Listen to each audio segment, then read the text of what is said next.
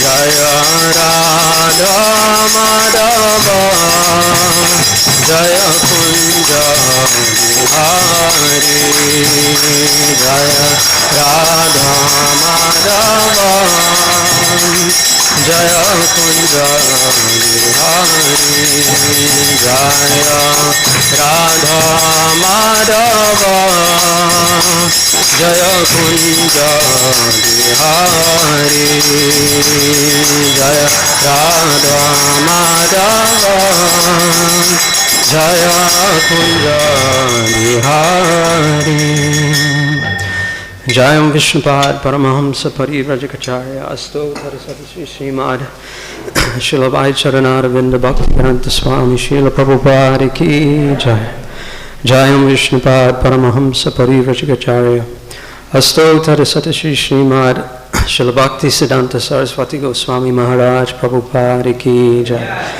Ananta Koti Vaishnava Vrinda Ki Jai Namacharya Srila Haridas Thakur Ki Jai Prem Se Kaho Shri Krishna Chaitanya Prabhu Nityananda Shri Advaita Gadadhar Shivasari Shri Gaura Bhakta Vrinda Ki Shri Shri Radha Krishna Gopi Gopinath Shama Kund Radha Kund Giri Govardhani Ki Jai Shri Vrindavan Dham Ki Jai Shri Mayapur Dham Ki Jai Ganga Mahi Ki Jai Jamuna Mahi Ki Jai Bhakti Devi Ki Jai Srimati Tulsi Maharani Ki Jai Samaveta Bhakta Vrinda Ki Jai Nitai Gaur Premanande. All glories to the assembled devotees. All glories to the assembled devotees. All glories to the assembled devotees. All glories to Sri Guru and Sri Gauranga. Om Namo Bhagavate Vasudevaya.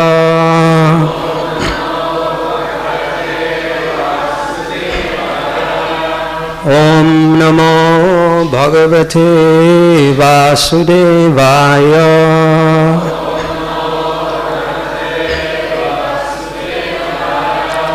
Om Namo Bhagavate Vasudevaya.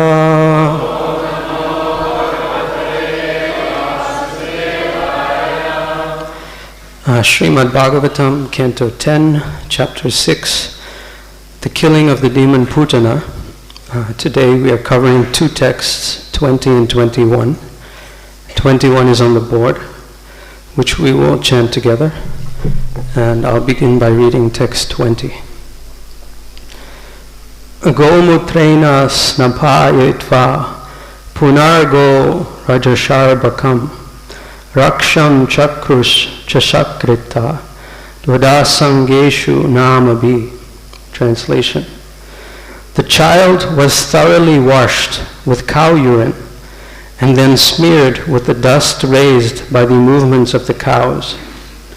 Then different names of the Lord were applied with cow dung on 12 different parts of his body, beginning with the forehead, as done in applying tilak. In this way, the child was given protection. Text 21. Gopya Sangsprishta Shalila Angeshu Karayo Pritak Nyasyatmani Atha Bhalasya Bija Nyasam Akurvata Gopya Samsprishta Shalila Angeshu Karayo Pritak Yasyat Manyata Bhalasya Bijanyasam Akurvata Gopya Samsprishta Salila Angeshu Karayo Pritak Yasyat Manyata Bhalasya Bijanyasam akurvata Gopya samsprishta salila Angeshu karayo pritak Yasyat manyata bhalasya Bijanyasam akurvata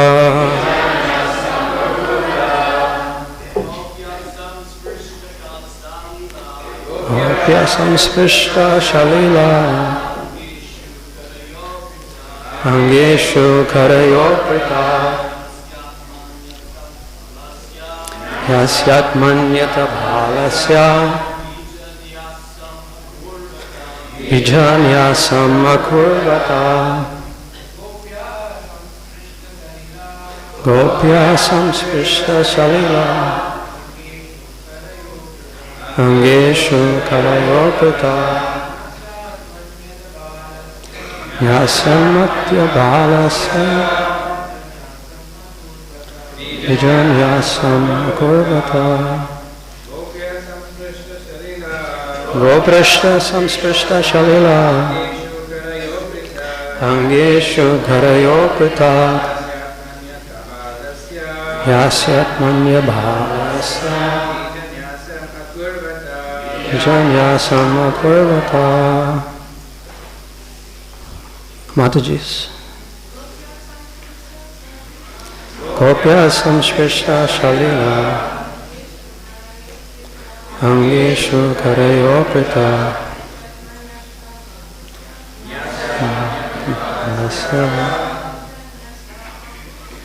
Vijanyasam kurvata Gopya samsprishta shalila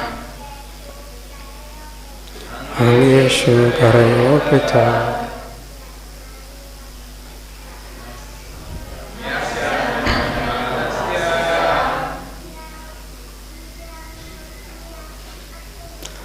Vijanyasam kurvata Gopya, the gopis, samsprishta salila, touching a cup of water and drinking. Angeshu, on their bodies. Karayoho, on their two hands. Pritak, separately. Nyasya, after placing the letters of the mantra. Atmani, on their own. Atha, then. Balasya, of the child. Bijanyasam, the process of mantra nyasa. Akurvata, executed. Translation. The gopis first executed the process of achaman, drinking a sip of water from the right hand. They purified their bodies and hands with the nyasa mantra and then applied the same mantra upon the body of the child. Please repeat. The gopis first executed the process of achaman, drinking a sip of water from the right hand. They purified their bodies and hands with the nyasa mantra and then applied the same mantra upon the body of the child. Purport. Nyasa mantra includes achaman, or first drinking a sip of water kept in the right hand. There are different Vishnu mantras to purify the body. The gopis, and in fact any householders, knew the process for being purified by chanting Vedic hymns. The gopis executed this process first to purify themselves and then to purify the child Krishna. One executes the process of Anga Nyasa and Kara Nyasa simply by drinking a little sip of water and chanting the mantra. The mantra is preceded with the first letter of the name, followed by Anushvara and the word Namaha. Am Namo Jastavangri Avyat Mam Mano Mani Mam Stava Januni Avyat, and so on. By losing Indian culture, Indian householders have forgotten how to execute the Anga Nyasa and are simply busy in sense gratification without any advanced knowledge of human civilization. Om Jnanatimirandasya Jnananjana Salakaya Chakshurunmilitam Yena Tasmai Shri Gurave Namaha. Shri Chaitanya Manobhishtam Stapitam Yena Bhutale Swayam Rupa Gadamayam Dadati Swapadantikam. Vandeham Shri Guru Shri Yuta Parakamalam Shri Gurun Vaishnavamscha Shri Rupam Sagrajatam Sahagana Raghunathan Vitam Tam Sajivam Sadvaitam Savadutam Parijana Sahitam Krishna Chaitanya Devam Shri Radha Krishna Padan Sahagana Lalita Shri Vishakhan Vitamscha. He Krishna Karuna Sindho Dina Bandho Jagatpate Gopesha Gopika Kanta Radha Kanta Namostute. Tapta Kanchana Gaurangi Radhe Vrindavanishwari Vrishabhanu Sute Devi Pranamami Hari Priye. Vancha Kalpatarubhyascha Kripa Sindhubhya Evacha Patitanam Bhavanebhyo Vaishnavibhyo Namo Namaha.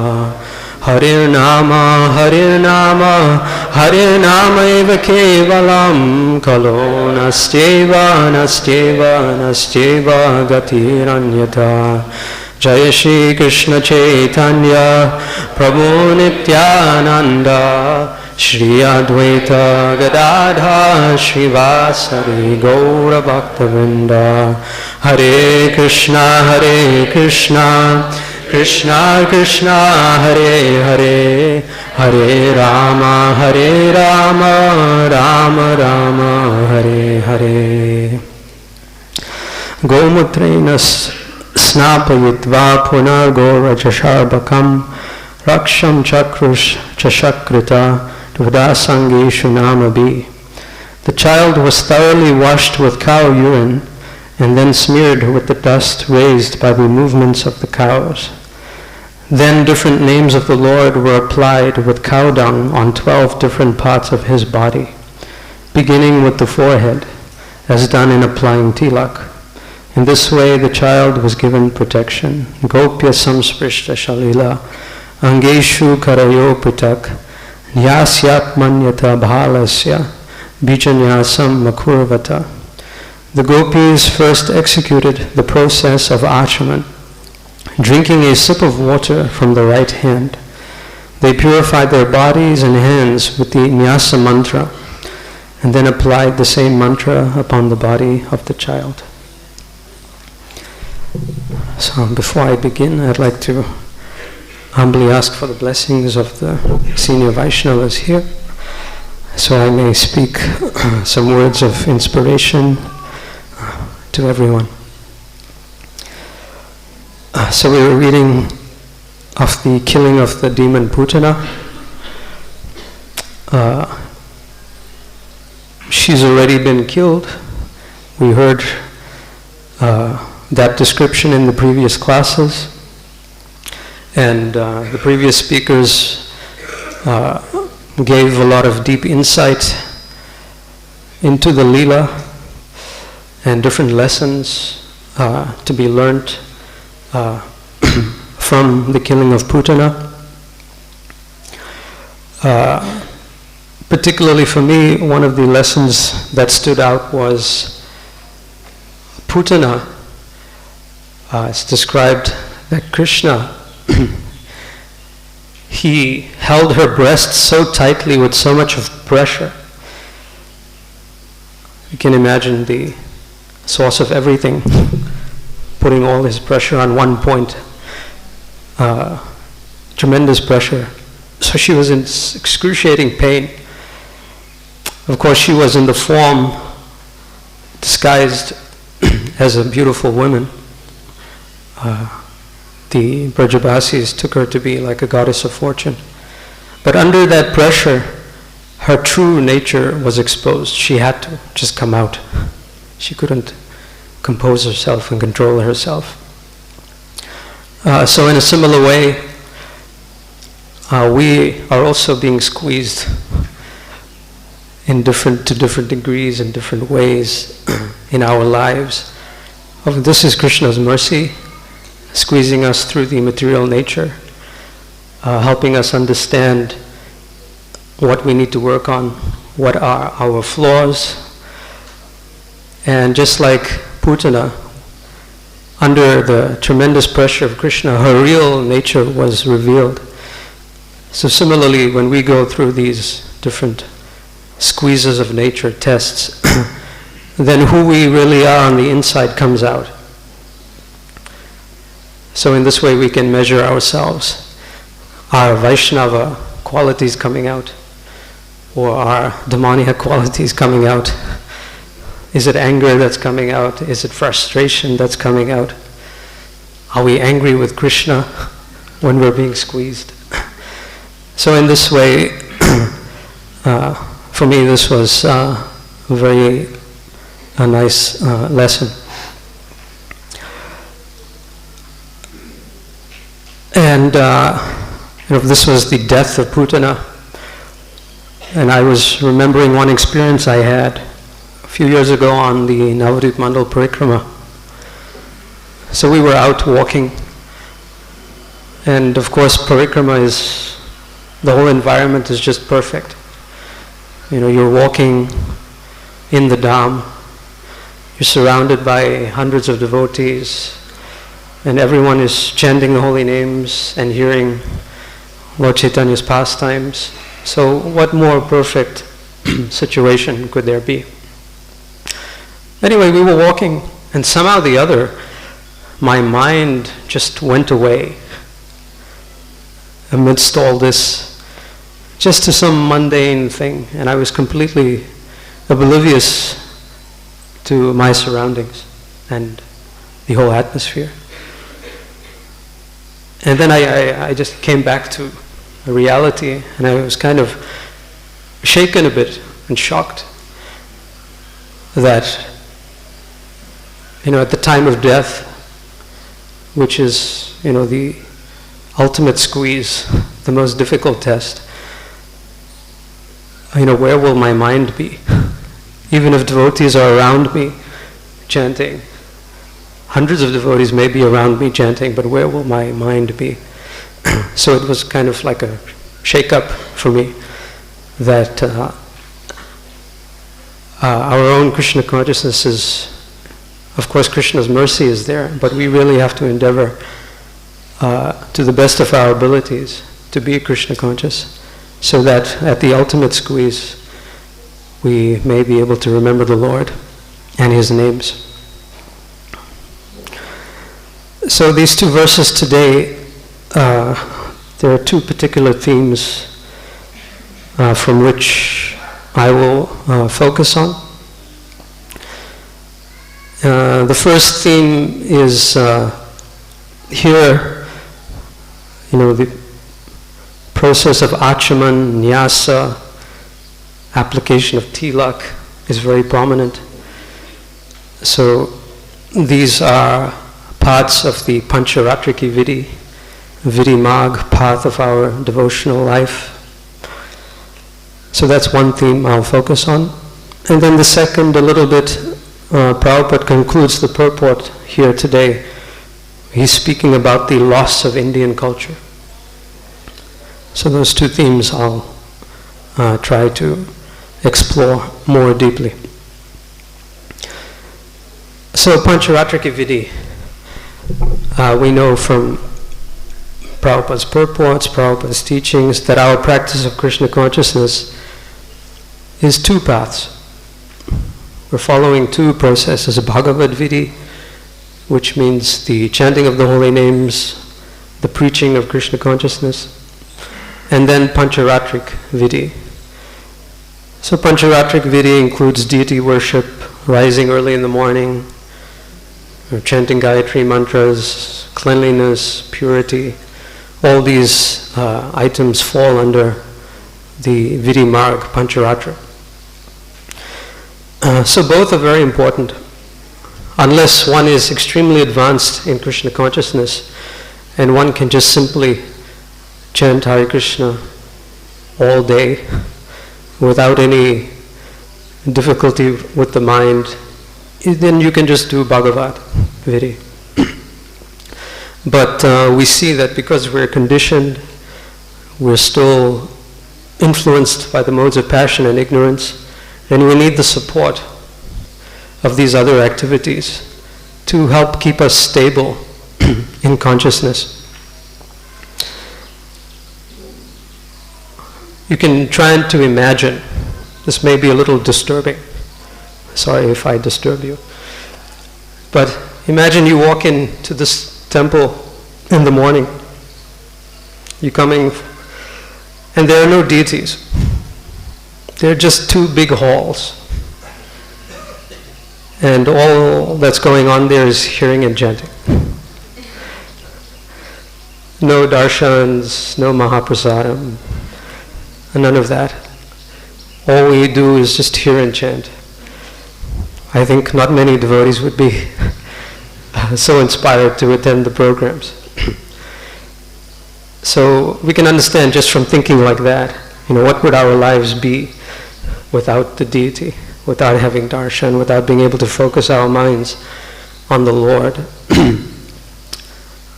Even just rising up early in the morning.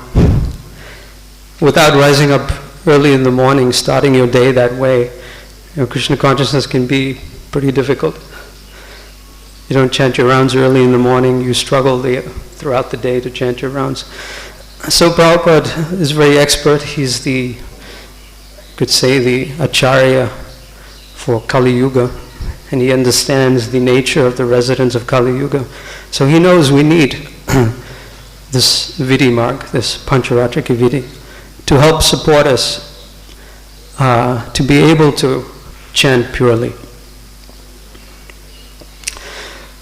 In the 7th canto of the Bhagavatam,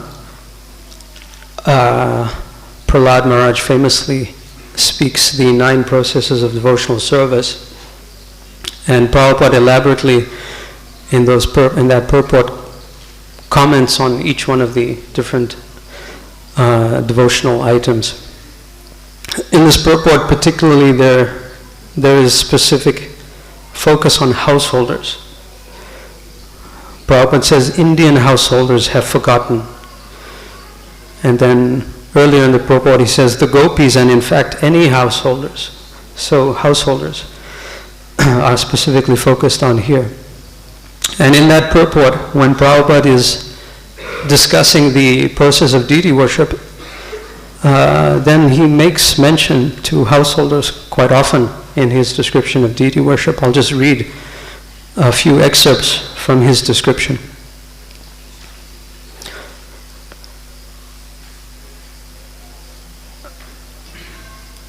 So he says, this is one excerpt, Grihastha devotees, however, are generally engaged in material activities, and therefore, if they do not take to deity worship, their falling down is positively assured. Deity worship means following the rules and regulations precisely. That will keep one steady in devotional service. So, of course, we understand that in household life, so many duties and responsibilities are there, and their relationship between husband and wife and children. So Prabhupada is warning here that unless Krishna is actually the center of the household through deity worship, then one can easily become distracted and bewildered and illusioned by one's household environment, particularly, in city life, etc. So much of pressure is there to go to work and kids to school and all these things. So one can easily get distracted and forget what is the focus of my life. So when the deity is the center of the home, then that reinforces the consciousness in the household that, my husband or my wife, my children, they are all servants of Krishna, they are all devotees. I have a responsibility to them to do my duties and services. They are Krishna's property. This house is Krishna's property. The money is Krishna's property. Krishna is the controller and owner of all of these things. So in this way, when the deity is the center, then the consciousness can be properly directed. Another excerpt from that purport. Grihastha devotees must adopt the Archana Vidhi, or deity worship, according to the suitable arrangements and directions given by the spiritual master. Regarding those unable to take to the deity worship in the temple, there is the following statement in the Agni Purana. Any householder devotee circumstantially unable to worship the deity must at least see the deity worship, and in this way he may achieve success also. The special purpose of deity worship is to keep oneself always pure and clean. Grihastha devotees should be actual examples of cleanliness. So here again, Prabhupada is emphasizing that even if you cannot do the worship yourself, you should go and see the worship regularly. So go to the temple, see the deity, offer services to the deity in the temple. This should be a central part of the Grihastha ashram. Here in these verses, then Achman is being talked about, the gopis. They performed Nyasa mantra and Achman.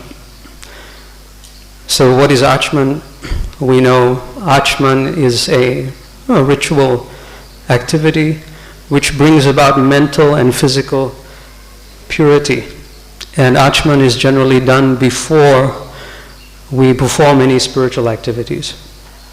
So particularly before we worship the deity, one will perform Achman, before performing fire sacrifices, before applying tilak, chanting Gayatri mantra, and even before taking prasadam.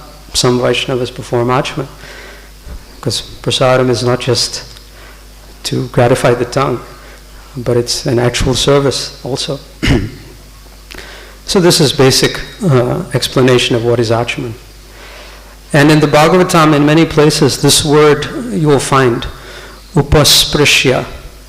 You can just search upasprishya in the Veda base, particularly in the Bhagavatam, and you'll find this word will come up.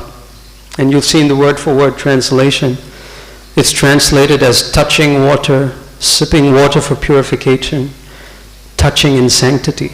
This word comes up in many places in the Bhagavatam. And now we'll just go through some examples of this from the Bhagavatam itself. After Narada Muni instructed Vyasadeva, Vyasa had compiled all the Vedic literatures. He wasn't satisfied, and Narada Muni came and pointed out the problem. And then after that, it's explained here in one verse. In that place, Srila Vyasadeva, in his own ashram, which was surrounded by berry trees, sat down to meditate after touching water for purification. So he performed Achman and then began his meditation. Another instance in the first canto. This is an interesting one.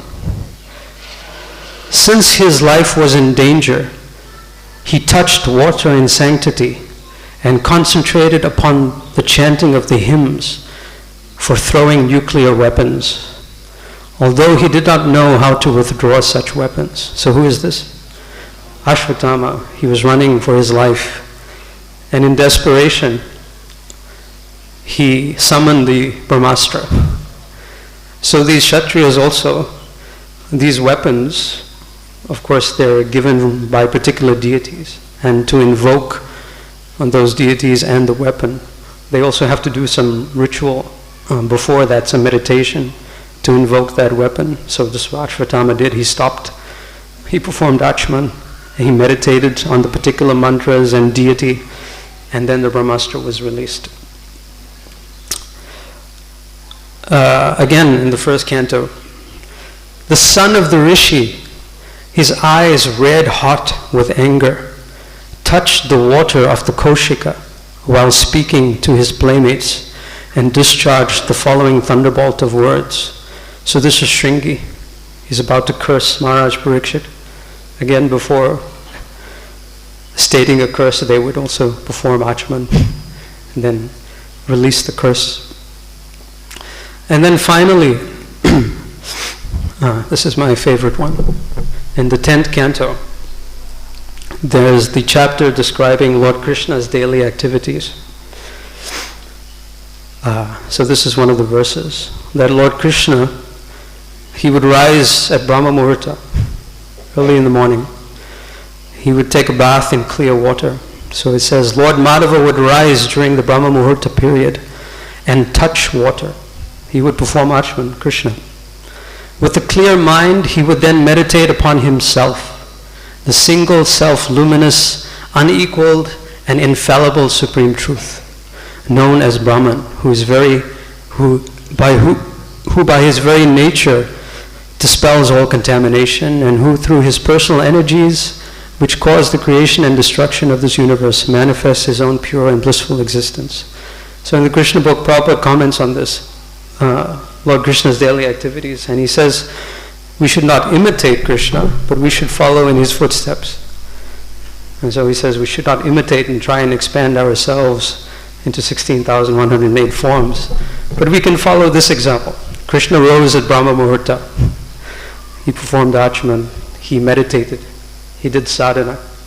So this is the example we follow from Krishna. So that's some information about Achman. Then this process of nyasa, what is this? Basically it means placing mantras on the body. And here in the purport, Prabhupada talks about anga nyasa and kara nyasa, two types. So kara nyasa means the hands, placing mantras on the hands. Anga means bodily, particularly the upper body, placing mantras on the body. Of course, there are many Mayapur Academy students here, and those who have done that course, they'll teach you Vaishnava Achman. Vaishnava Achman is the more elaborate Achman. Generally, devotees are familiar with the simple Achman, 3 sips of water, chanting Vishnu mantras.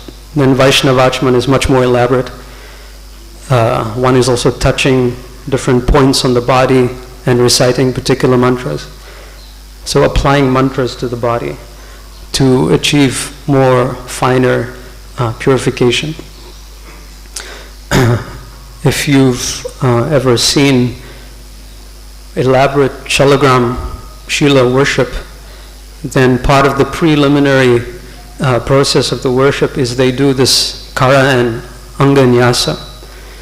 So they'll chant particular mantras for each finger, and they'll run, for example, the thumb from the bottom of the finger all the way up to the tips and chant a particular mantra.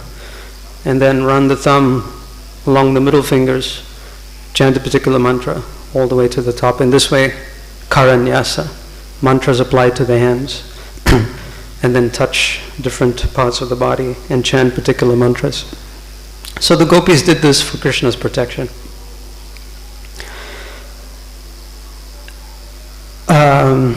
So the India's loss of culture, Prabhupada comments here.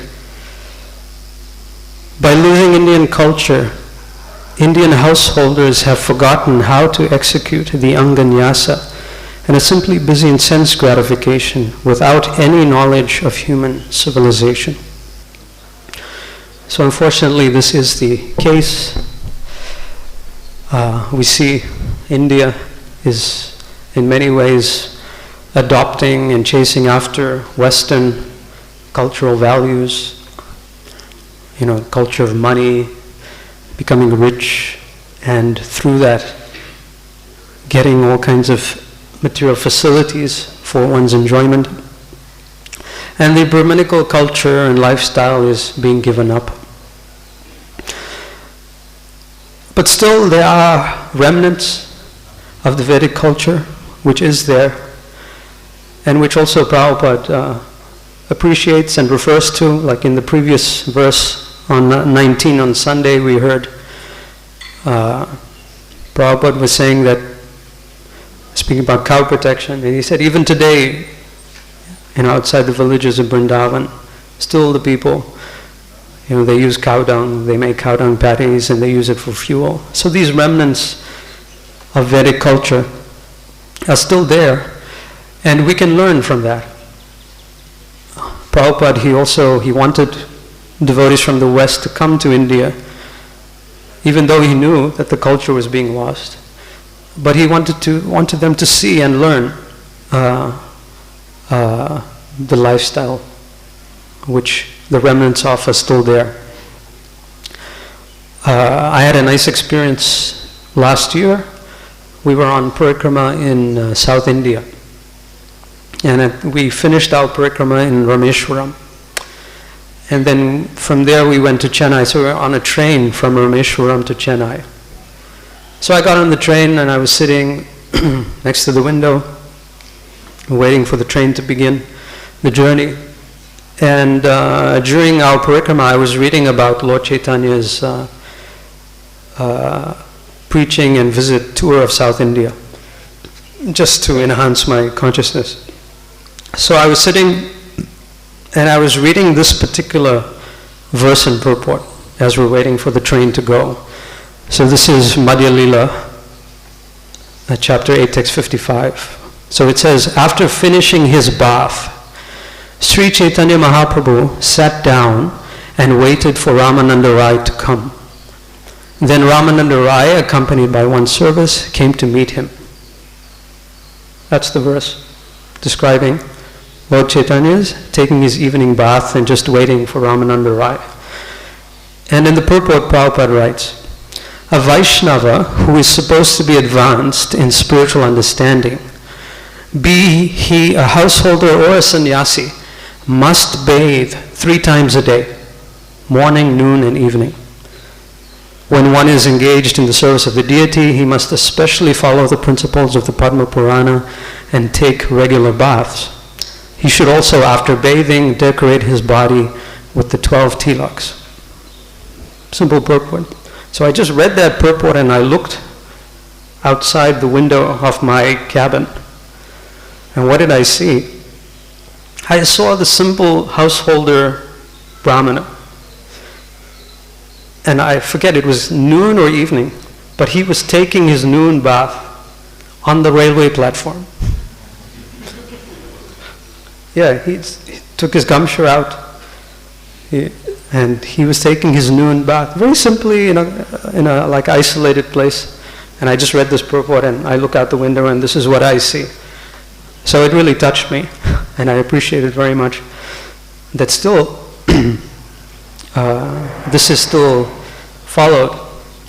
You may have heard Prabhupada also. There was some past time he was in an airport and he needed to take a bath, but there was no bathing facilities in the airport. So what did he do? He just used one of the sinks in the toilet. Hariswari Prabhu was there.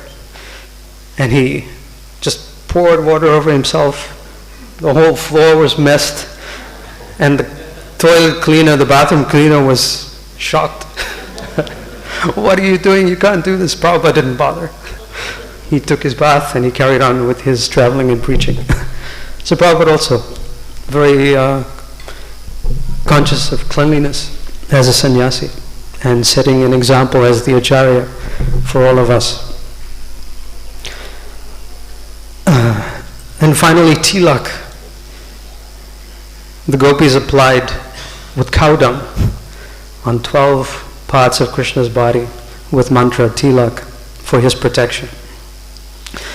Prabhupada was very strong. He felt very strongly that the devotees always wear tilak. This is something you can read of in his instructions. He wanted devotees to wear tilak at all times.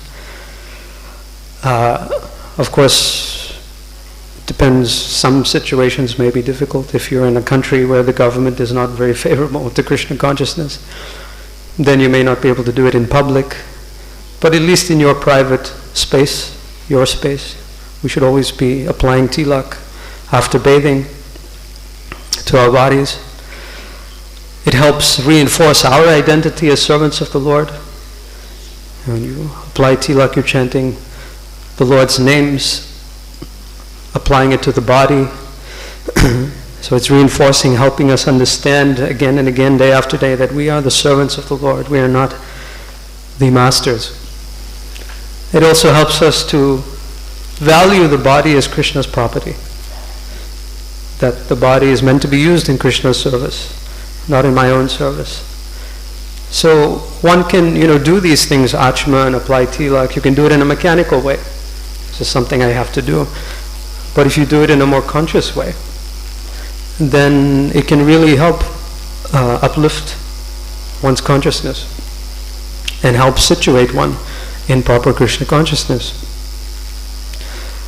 Another benefit or wonderful aspect of tilak is that, we go out into the world and people see. And people become curious. What is that? And they come and ask you questions. I'm sure many devotees have had that experience. And then this is an opportunity to preach and share Krishna with people, just through wearing tilak. And people, when they see the tilak, then they're also reminded of Krishna. They may remember, oh, Hare Krishna. They'll remember the devotees.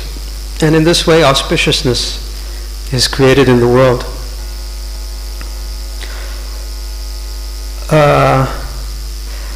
Yes, so I'll conclude with one nice little anecdote.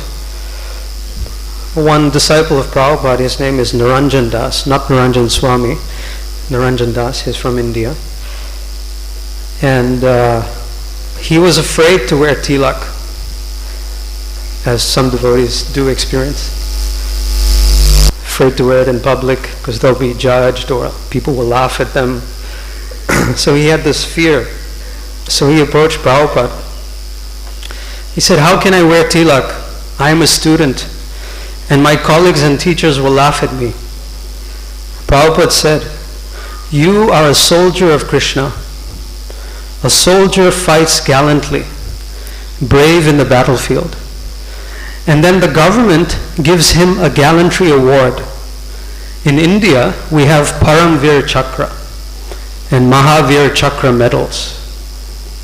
So Paramvir Chakra is the highest honor the Indian government bestows on a soldier in the army for his bravery and heroism and accomplishments in war. It's the highest honor a soldier can get, Paramvir Chakra. And Mahavir Chakra is second to Paramvir Chakra. So Prabhupada says, on behalf of Krishna, if you face criticism and laughing from your friends, Krishna will be more pleased. So don't worry. So in this way, Prabhupada encouraged him that don't be afraid. You are a soldier of Krishna. Be bold. Wear your tilak. Even if they laugh at you, don't worry. Krishna will reward you for your bravery and your courage. So I'll stop there. If there's any comments, questions, or corrections, we can take that.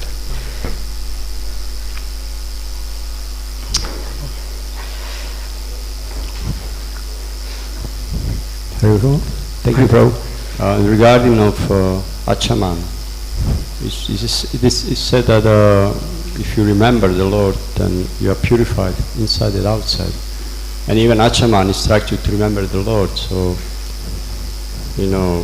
one may say, our remembrance of Lord is neglectful, but our Achaman is also neglected. So can we skip Achaman, just remember the Lord and be purified?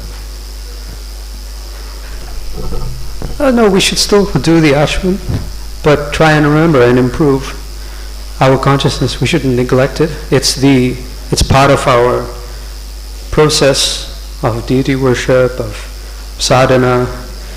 So just because I'm not remembering the Lord doesn't mean I should. If you are not pujari or whatever, still. Well, if you're not a pujari, I mean, it's not compulsory that you have to do achman.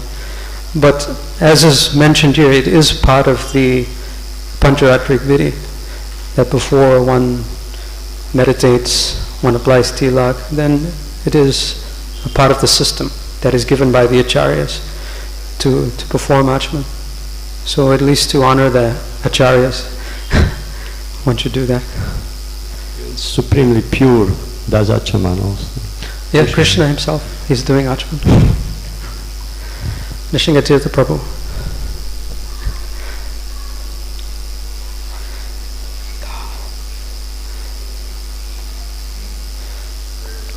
Hare Krishna. So when you were talking about tilak, I remembered one story at least about the power of tilak. I was doing some research once for a presentation, and there's a story in the Puranas I found about the power of tilak, about this king who used to be very sinful, killed Brahmins and pregnant women, thousands upon thousands. And then one day his ministers schemed upon him and then had him killed. So when he died, the the servants of Yamaraj came to pick him up and took him to Yamaraj, and he got judged. And Yamaraj decided that because he killed so many people, he should be put in burning oil. So when they went to place him in the burning oil, the oil immediately cooled down and he wouldn't get burnt. So they were confused, and then Vyasadeva happened to walk by, and he explained why that happened. And he said, because this man happened to leave his body in a place where Brahmanas had dropped a little bit of tilak, all his sins were immediately eradicated. So therefore, he's got no more sinful reactions. So it just came to my mind when you were speaking about it, talking about the power of tilak. Thank you very much. Yeah, as you were speaking, I also just recalled Prabhupada had, I'm not sure if it's a letter or somewhere, where he was telling the devotees they shouldn't waste tilak. You know, you apply tilak and then the extra you may wash it down the drain or something. Not good. He didn't appreciate that, because he said, I forget what word he used, but he used a particular English word, like it is very valuable. It should not be wasted. So it's coming, of course, from sacred places, clay from sacred holy places. So yeah, it's sacred, shouldn't be wasted. Just one drop of it liberated this individual. Any other final problem?